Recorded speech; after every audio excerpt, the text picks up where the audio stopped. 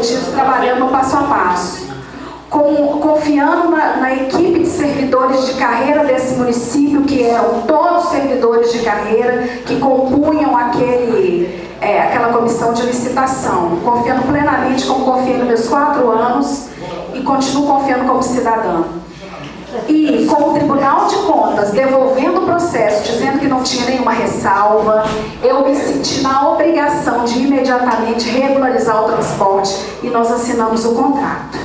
Agora eu queria dizer que não é com uma lei nova, por isso, vereador, que eu me estendi, que vai quebrar o projeto, o contrato que está aí. Tem um jeito de quebrar, tem uma forma. Eu vim aqui falar qual que é a forma.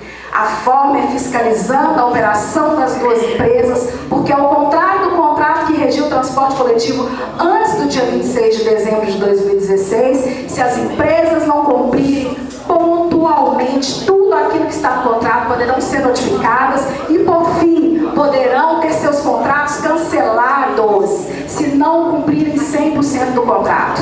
O que me estranha profundamente é não haver um questionamento antes do investimento que as empresas estão fazendo no município. Por que esperar as empresas instalarem novas paradas de ônibus, um acompanhamento digital do horário do transporte coletivo para as vésperas da eleição de 2020 iniciarem um processo desse? O executivo tinha que estar fiscalizando essas 2 empresas. Vamos cobrar do executivo municipal.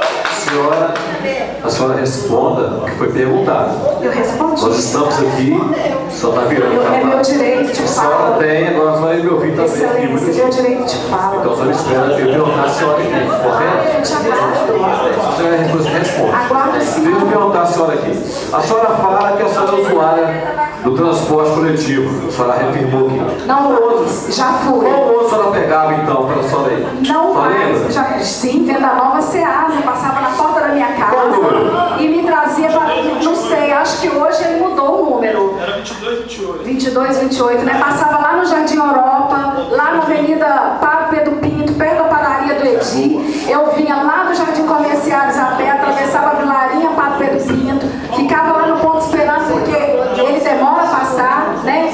E aí descia ali na porta do Viena, que é o bairro do colaborador aqui da Câmara, inclusive, que logo me recebeu na entrada, e eu subi a pé aquele pedaço para trabalhar no sócio-educativo. Durante muitos anos eu trabalhei ali como colaboradora do Estado, mas Deus foi tão bom que em 2007 eu passei no concurso público e virei servidora de carreira, ainda que ninguém me tira. O vereador Carlos quer fazer alguma pergunta, vereador Precisa? Quero sim, presidente. Então, cumprimentá-lo, como presidente desta comissão, hoje, interinamente, também relator da comissão, dos demais membros, assessores desta casa, assessor técnico legislativo, procuradora, também aos cidadãos que nos acompanham aqui nessa plenária, aqueles também que nos acompanham pela rede social e Facebook. Boa tarde. Eu cumprimentar aqui a Daniela também, que veio colaborar conosco nessa oitiva da comissão.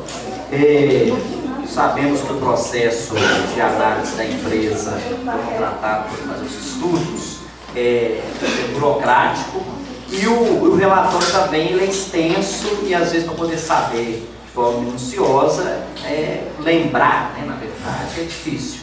Mas se a senhora puder falar e souber, né, tiver lembrança, de falar quais foram os apontamentos da empresa para poder colocar no seu relatório que poderia ser um contrato de 30 anos. Não foi apontamentos da empresa, né? Na verdade, com o estudo que foi feito, foi levantado um nível de investimento que era necessário fazer no município, como novas paradas de ônibus, essas paradas bonitas que nós estamos vendo, que tem essa placa que passa o horário que o ônibus vai parar, né? O investimento em frota mais confortável pelo tempo que o município fica dentro dos ônibus. Existia um volume de investimento a ser feito, então só poderia vencer esse processo as empresas que tivessem condição de fazer esse investimento. E esse investimento diluído nos anos de atuação, chegou então a empresa Plano, né, que é a empresa quem fez, chegou a esse número de 30 anos, mas que não é um número tirado da cartola, não é uma coisa, vamos fazer aqui 30 anos porque é um número bonito, não. É porque existia um investimento a ser feito no município, por isso a minha indignação de não empresas e deixarem elas trabalharem, fazerem todo o investimento para depois fazer uma lei querendo cancelar o contrato delas. Isso não me parece honesto, né? Não me parece justo. Então, logo de início, não permitisse que as empresas fizessem investimento, né? E ali já buscasse argumentos que os fizessem cancelar esse processo. Esse é meu questionamento hoje, vereador. E nos estudos também desta consultoria, teve algo sobre a tarifa, relacionada à tarifa, o valor? Tem. Existe sim uma matemática que a empresa faz, né, a respeito do valor que deve ser cobrado para que justifique esse novo contrato, esse investimento. Então, no estudo... Sim, mas como que eu acho que o senhor está falando isso, me perdoe se eu estiver sendo precipitada, para pensar exatamente o valor do ticket, né? Qual será o valor do ticket? Mas só se no estudo apontava a questão do valor. Sim. Após a assinatura do contrato. Sim, porque ao contrário do que muitas pessoas pensam, não existe dinheiro público no transporte público, né? O prefeito, em Ribeirão das Neves pelo menos não, nós não temos condição de subsidiar a passagem, digamos isso. Né? Então, esse mesmo movimento pelo transporte coletivo, que é muito forte aqui na nossa cidade, sempre questionou por que não o passe para estudantes, né? O passe livre para estudantes, por que não? Porque o que justifica o passe livre é a divisão desse valor do passe livre para todos aqueles que utilizam. Então, uma vez que a gente conseguisse um volume, um número, né? Nós teríamos 5 mil passes. Teria que ser dividido esse valor para as pessoas que pagam a passagem. Por isso que é tão importante, quando entrar no ônibus, passar e pagar, porque quanto menos pessoas pagam, mais também sobe o valor do transporte coletivo na passagem.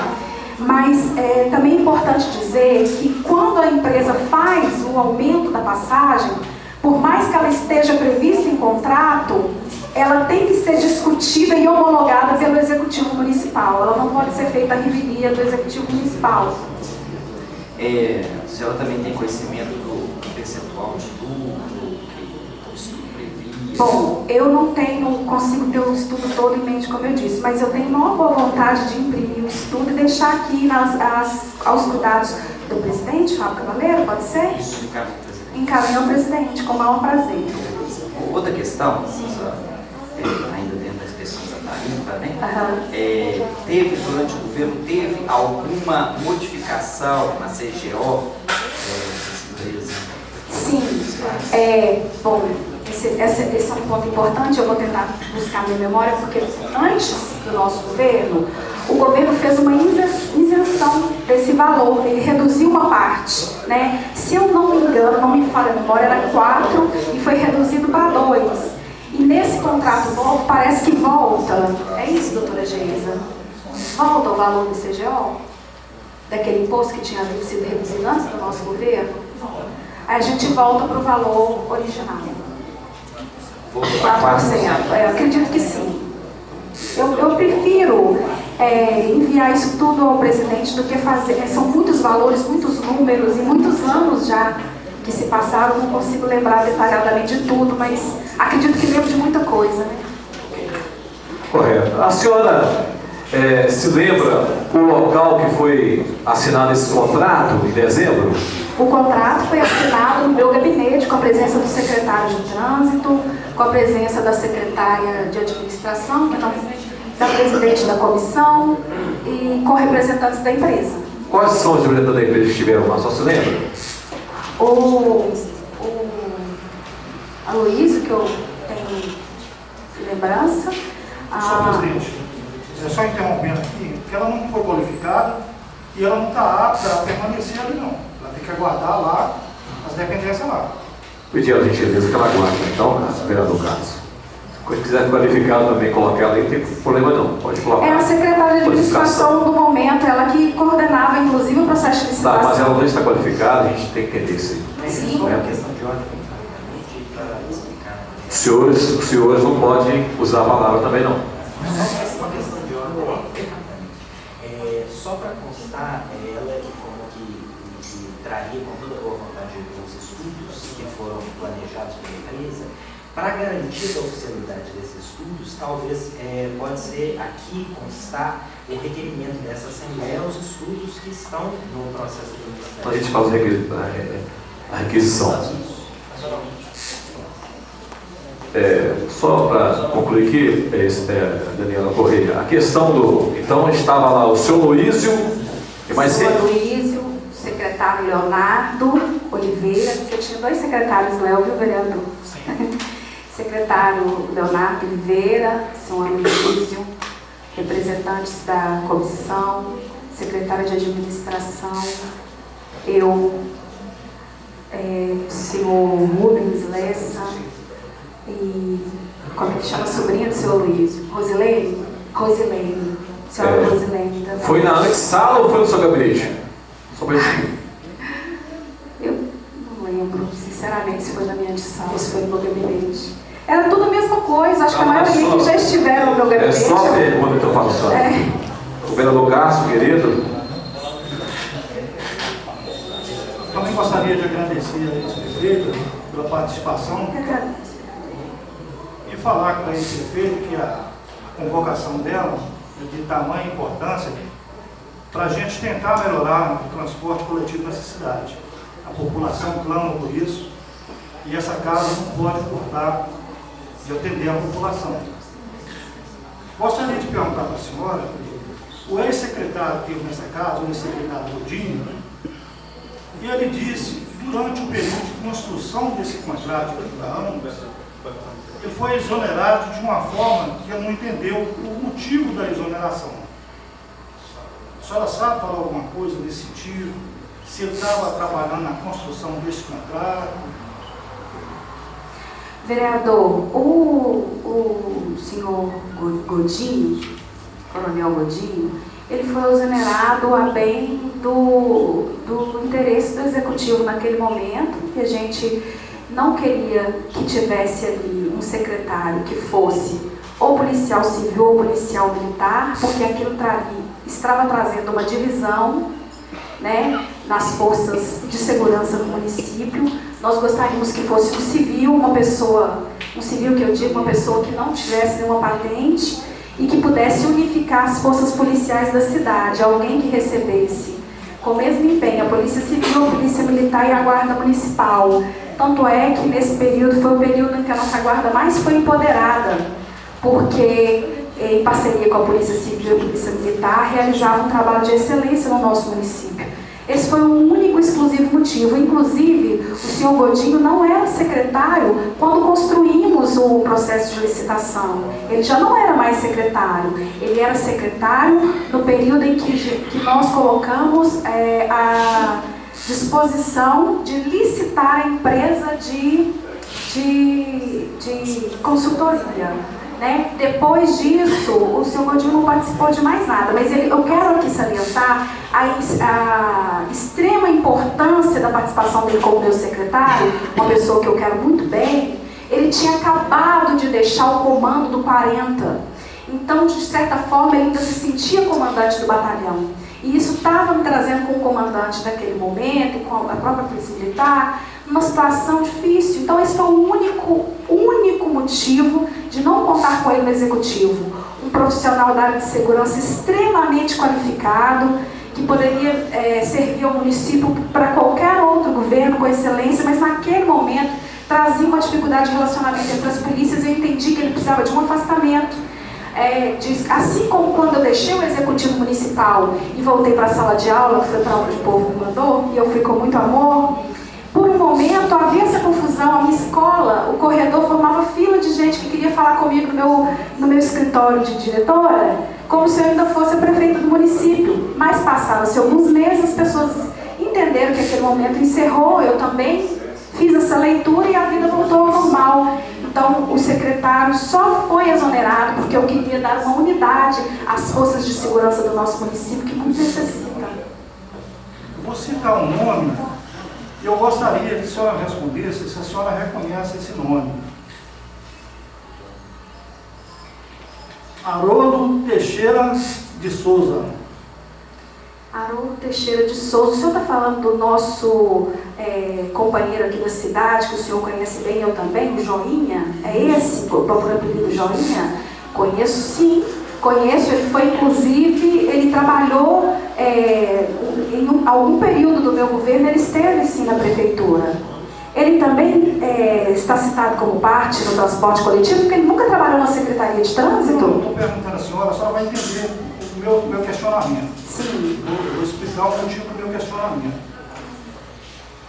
Porque o senhor Joinha, ele exercia um cargo, na época, um cargo de confiança no seu governo. Sim, acho que ele era gerente, se não me engano. Joinha, ele teve um período que ele solicitou que uma viatura comparecesse no seu imóvel, no lado do Ouro, sobre a alegação de uma carga de ferragem que foi colocada no imóvel. Ele disse que fez contato com a senhora e que a senhora e os outros que ele fez contato alegou desconhecer essa carga de ferragem e pediu que eu confeccionasse um boletim de ocorrência. Assim foi feito o boletim de ocorrência, que a senhora pode solicitar a cópia, que ela vai estar à disposição dessa comissão.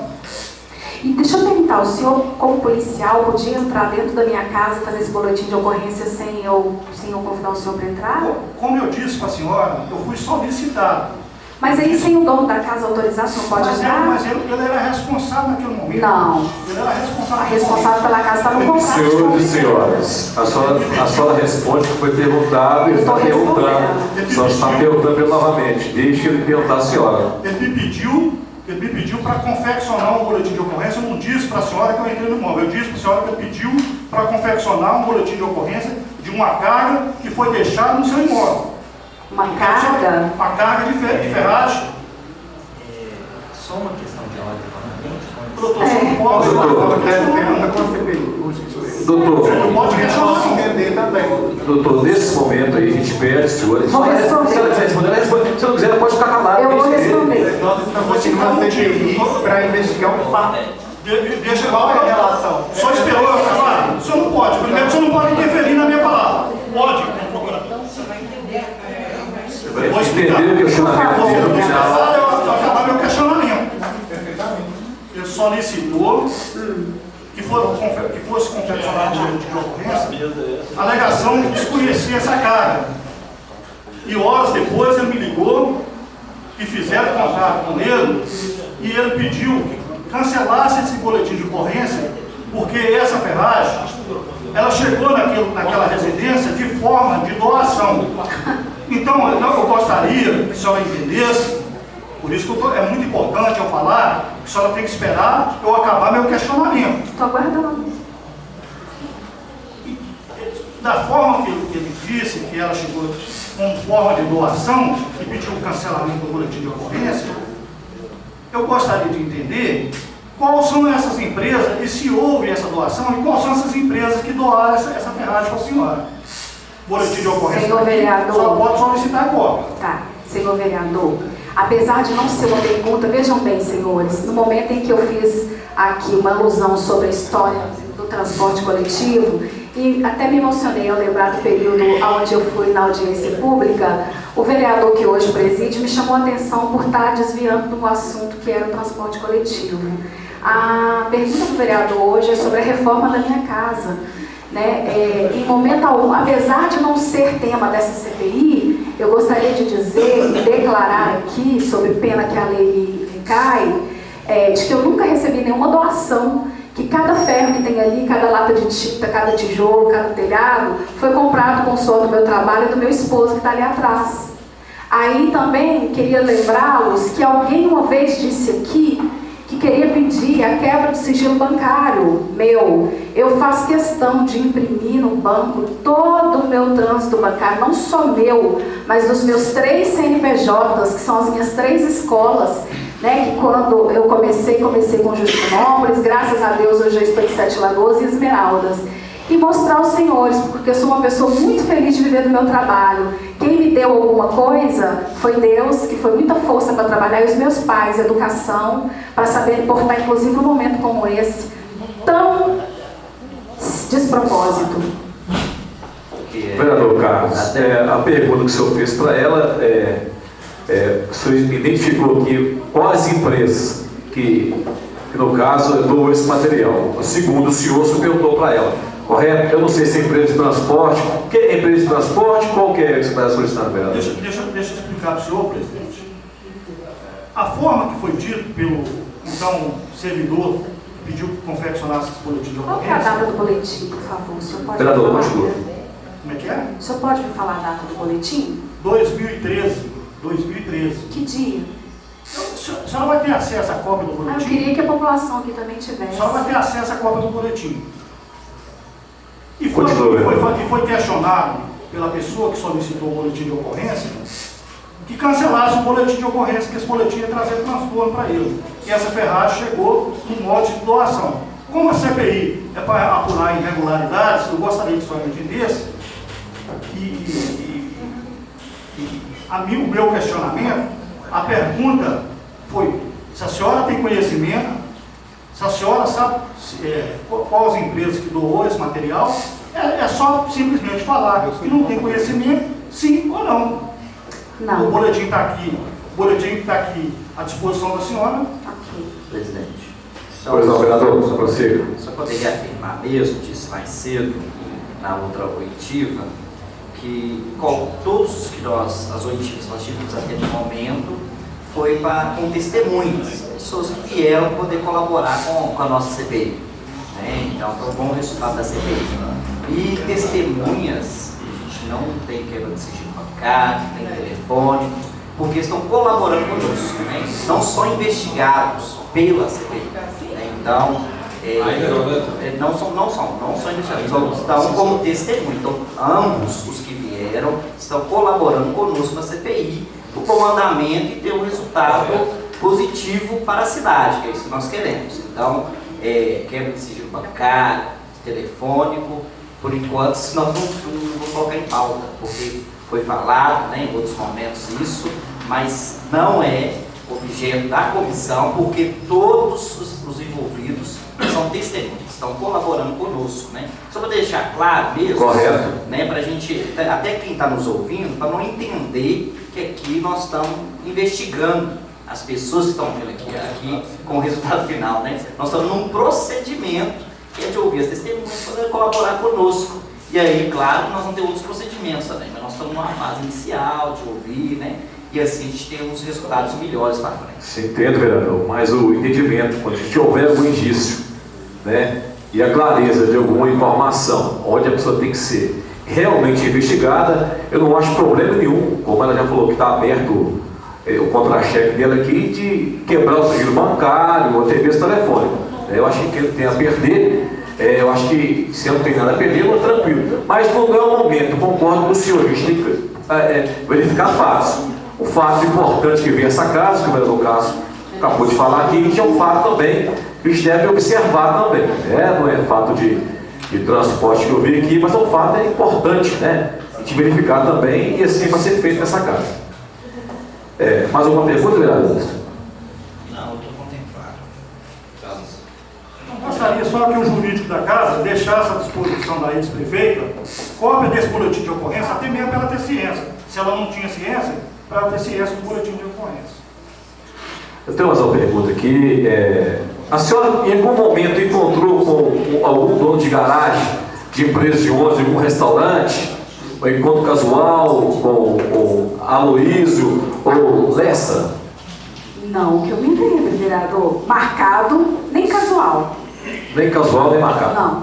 A senhora nunca se encontrou com eles em lugar nenhum? Não me lembro disso não, não me recordo disso não. Ok. Tá? Até porque eu não tenho o hábito de frequentar restaurantes, essas coisas. Minha vida é bem reclusa. Ok. Vamos fazer a...